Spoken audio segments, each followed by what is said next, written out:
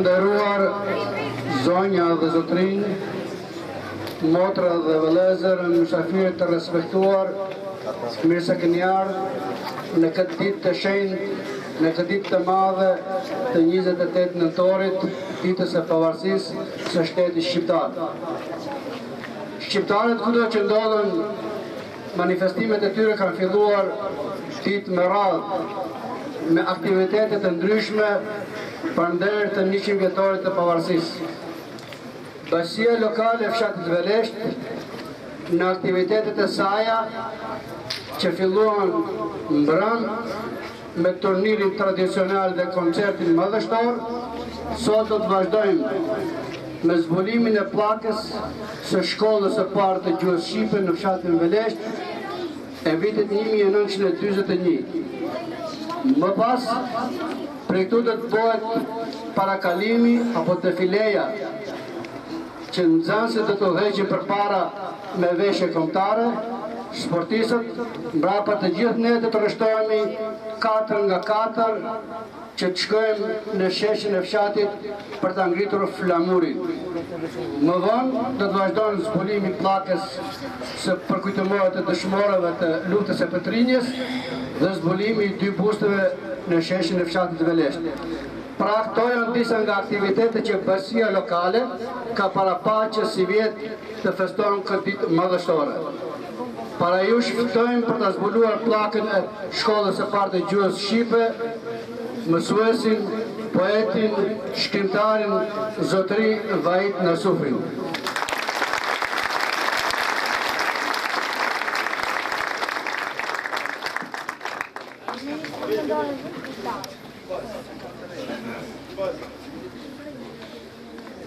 Të nderuar veleshtarë dhe veleshtarë, sot kam një detyrë shumë të rëndësishme. Ndjehemi emocionuar sepse jam në shkallët e shkollës ku unë kam kaluar në një pjesë gjysmën e jetës time. Tani detyra ime, duke i menderuar këshillit organizativ në kuadrët të bashkësisë lokale, për mua është befasuese dhe shumë rëndësishme, sepse mësuesi bën shpalosin e disa figurë të arsimit shqip, të arsimit shqip të disa viteve të vështira, të cilat ma shumë dhe të përtasen, po unë s'mundu ma shumë, kaq. Tash,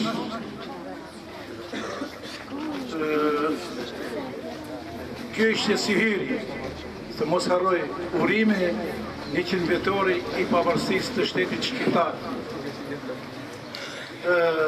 Arsimi shqip në Velesht ka një histori, dhe kjo histori e shkruar në librin e profesorit të historisë, Senjol Llaqira.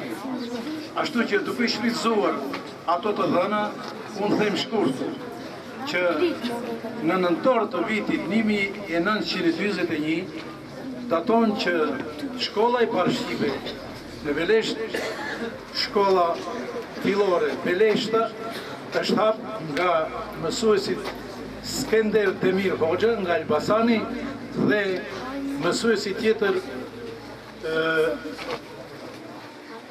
Efendiu nga Prespa. Këto dy mësues të denj në atë kohë të vështirë të vitit 1941 kanë bë çmos që voglushet veleshtarë të asaj kohe të mësojnë alfabetin në gjuhën shqipe. Unë përulem para punës dhe veprës të këtyre mësuesve, do të quaj rilindjes të çështjes të arsimit shqip në Velesht. Prandaj,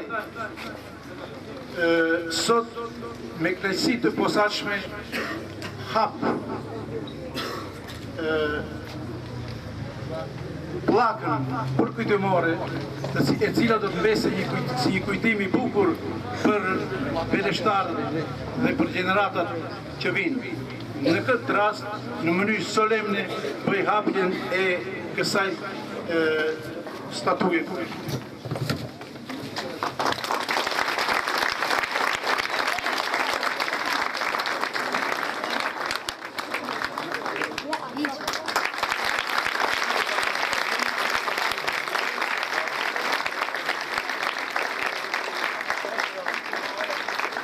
Të nderuar veleshtar, gëzuar festin e 28 nëntorit, tagët fillojnë bëjmë parakalimin prej shkollës në qendër. Të parët do t'jenë 2 bayraktarët të cilët morën vendin e parë të vrapit prej qendrës dhe të shkolla. Më pas vazhdon pankarta e 100 vjetore të pavarësisë. Pas tyre vjen shoqëria kulturore artistike Shpresa e Veleshtes, nxënësit e klubit e karates të Veleshtes, sportistët dhe më vonë ne të tjerë të trashëtohemi. Gëzuar festën.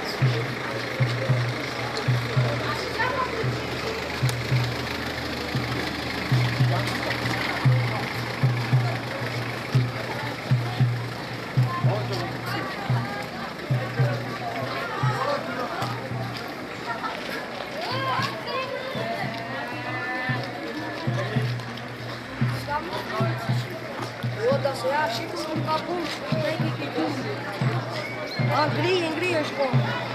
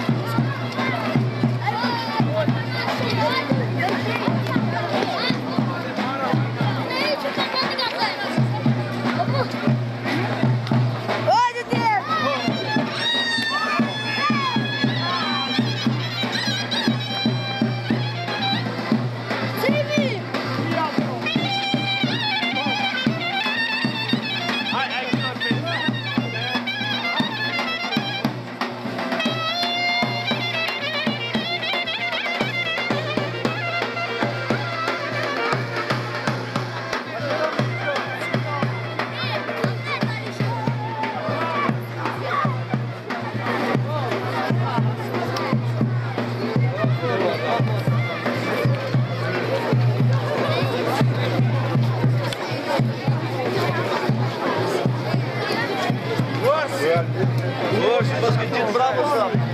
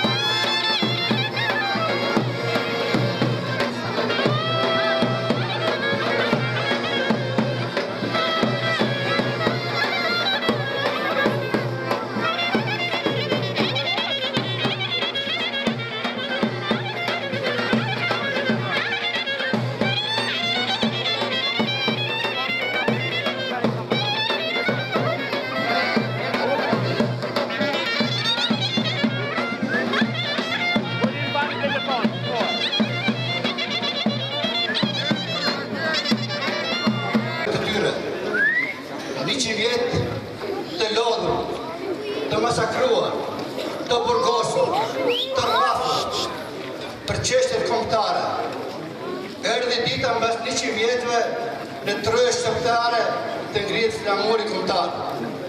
Në këtë rast ftoj zotëri Irfan Vlashin të bën ngritjen e flamurit, dhe sa para saj ju ftoj të këndojmë himnin kombëtar.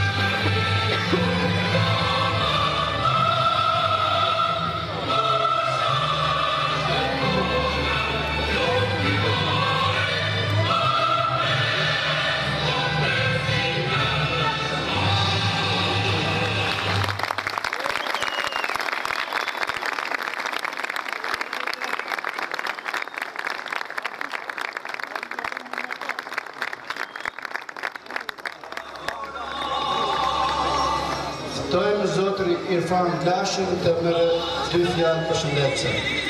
Të bina.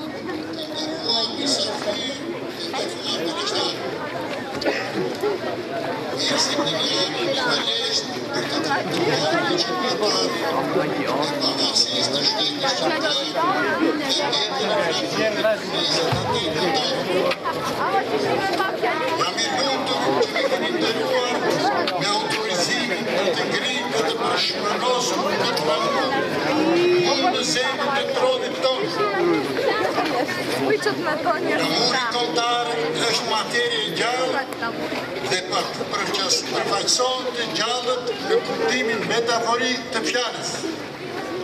Kjo shkape zezë në një fushë të kuqe përfaqëson luftën e pambaruar të popullit tonë për liri dhe pavarësi. Dyra e kuqe përfaqëson gjakun e derdhur të dëshmorëve tanë për liri dhe pavarësi. Ajo përfaqëson atë mira dëshmorët e kombit që luftuan për pavarësinë e Shqipërisë. Edhe delegatët e Kuvendit të Madh të Vlorës nënshkruan dokumentin e pavarësisë të Shqipërisë.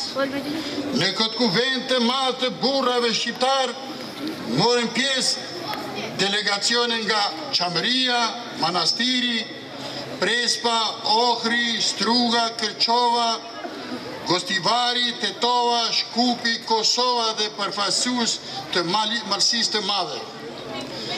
Të gjithë këto burrat e kombit nënshkruan një akt madhështor për krijimin e shtetit shqiptar, ku të gjithë shqiptarët do të jetonin në një shtet. Mirë po fuqitë e mëdha, duke mbrojtur interesat e veta djallëzore, bën që këto burra madhështor të lënë këtë botë me sy të hapur. Ata shkuan, mirë po amaneti i tyre në u varë në qafë neve të gjallëve. Amaneti i Skënderbeut ishte të më bëni Arberin. Amaneti i Saboletin ishte të më bëni Shqipënin. Amaneti i vëllezërve Gërballa, Shaban Polluzhës, Metush Krasniki, Mehmet Gegës dhe mira shokëve të tyre ishin të bëjmë Shqipërinë. Edhe mira dëshmorë që kanë dhënë jetën për liri e amanet në i kanë lënë Shqipërinë. Amanetit i gjithë dëshmorëve të kombit është valvitje e flamurit shqiptar në të gjithë trojet ku shqiptarët kanë derdhur gjak për liri dhe pavarësi. Kjo është kap dy krenare që sot e sa të jetë botët do të valvitet në këtë truall, u bën me dijet gjithë tregtarëve dhe grabiqarëve të tokave shqiptare se ky truall as nuk shitet, as nuk blihet. Ky truall ende nuk është i lirë dhe ende e kullon gjak. Ky truall është trashëgimi shekullor dhe ne do të harrojmë si bebzën e syrit. Amanetit parëve tanë kur nuk do të ndalët së zbaturi derisa kjo shkap të mbulojë të gjithë truallin e vetë. Ky është shekulli i flamurit shqiptar. Bota demokratike, si duket më në fund, e kuptoi se shqiptarëve duhet të kthyer borxhin, duhet të mundsojnë të gëzojnë tapit e trojve të veta shekullore. Tapit e trollit të uzurpuar dhe shfrytzuar pa të drejtë. Bota civilizuar më në fund kuptoi se shkapa dy krenare ka vendin në heraldikën evropiane dhe jo ma ta në Karpateve. Në këto troje ka përcyen flamur, Bizant, Emplar, Cardushan, Otoman, Komunist e do ventilator. Shkaba 2 krenari priti i ka përcjell do t'i përcjell të gjithë. Ky trull nuk duron flamuajt e huaj, i hedh kur i vjen koha. Një lloj si kur gjarpri që hedh likurën e vetë. Letërroj shkaba 2 krenarën e këto troje, jo ma pak se Karaormani plak që e kimi përballë. Rof flamuri kombëtar, rof 100 vjetori pavarësisë së shtetit shqiptar, rof populli fisnik shqiptar, na prifte mbara dhe dalshi faqebardh, Zoti e bekot populli shqiptar.